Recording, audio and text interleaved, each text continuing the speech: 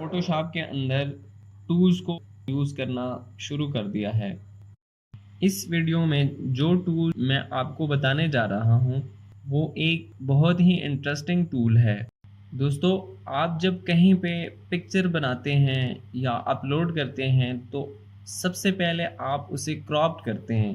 Photoshop के अंदर जब आप किसी चीज़ को क्रॉप करते हैं, वो आप करते हैं मार्कर टूल की मदद से। चलें देखते हैं कि मार्कर टूल किस तरह से काम करता है।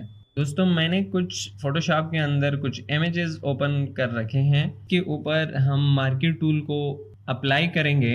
मार्कर टूल की शॉर्ट की है एम। जैसे ही अपनी कीबोर्ड से एम को प्रेस करते हैं तो आपके पास मार्कर टूल सेलेक्ट हो जाता है। मूव टूल के साथ ही एक बॉक्स है। अगर इस पे आप क्लिक करेंगे तो आपके पास रेक्टेंगुलर मार्कर टूल सेलेक्ट हो जाता है। अब इसकी मदद से किसी भी एरिया को सेलेक्ट कर सकते हैं। तो इसकी सिलेक्शन इंतहाई आसान है। अपने माउस के लेफ्ट क्लिक को होल्ड करके रखना है। जो एरिया आपको रिक्वायर्ड हो, इस तरह से आपने माउस को ड्रैग करके वो एरिया आपने सेलेक्ट करना है, चूज़ करना है। जितना एरिया आपने सेलेक्ट करना है, सेलेक्ट करने के बाद आपने माउस को छोड़ देना है। आपके पास इस तरह से रेक्टेंगुलर फॉर्म में सिलेक्शन आपके पास आ गई है। जैसा कि हमने रेक्टेंगुलर मार्कर टूल को सेलेक्ट किया था, तो इस वजह से ये रेक्टेंगुलर फॉर्म में हमारे पास सिलेक्शन आ चुकी है। लेकिन ये ज़रूरी नहीं है कि आपके पास रेक्टेंगुलर फॉर्म में ही सिलेक्शन होगी। इसके अलावा भी स्क्वायर फॉर्म में भी सिलेक्शन ले सकते हैं, आप सर्कुलर फॉर्म में भी सिलेक्शन ले सकते हैं, आप सर्कल में भी सिलेक्शन ले सकते हैं। अब ये एरिया आपके पास सेलेक्ट हो चुका है। अगर आप इस एरिया को कहीं पे मूव करना चाहते हैं तो आप मूव कर सकते हैं। आप इसे इस तरह से एक जगह से दूसरी जगह मूव कर सकते हैं, कैनवस डिलीट भी कर सकते हैं। तो मूव करने के बाद जो बैकग्राउंड कलर है वो मेरे पास नज़र आ जाएगी और वो जो एरिया मैंने सेलेक्ट किया था वो रिमूव हो चुका है। अच्छा, अब मैं इसको कंट्रोल ऑल्ट ज़ी करता हूँ, यानी अंडू। और उसके बाद जो एरिया मैंने सेलेक्ट कर रखा था, अब मैं अपने कीबोर्ड से डिलीट को प्रेस करता हूँ। इस तरह से ये डिलीट भी हो जाएगा।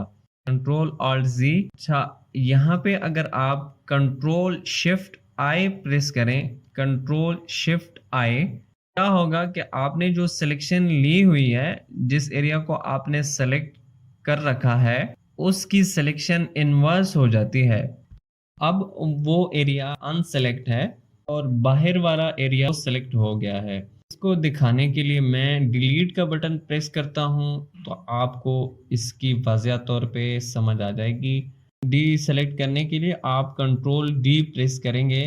चलें, अब हम इलिप्टिकल मार्कर टूल की मदद से इसकी सिलेक्शन लेते हैं। इसकी मदद से अब हमारे पास सर्कुलर फॉर्म में सिलेक्शन आ जाती है।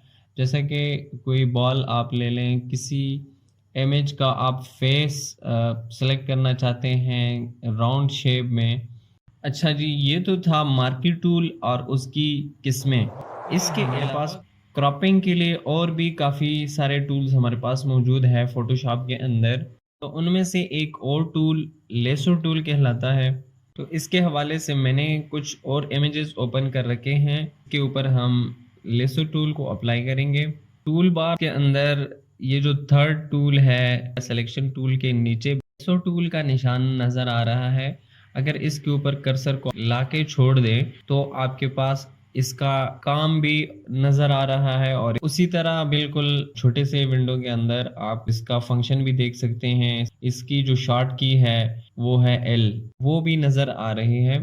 तो लेसो टूल की मदद से आप सिलेक्शन तो ले सकते हैं, लेकिन एग्जैक्ट सिलेक्शन लेने की अगर आप कोशिश करें तो ये बहुत ही मुश्किल हो जाता है।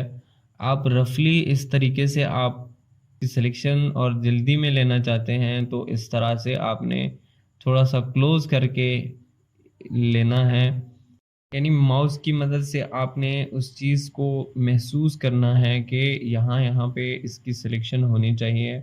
लेकिन इसका प्रॉब्लम ये भी है कि लेसो टूल को आपने छोड़ना नहीं है माउस को।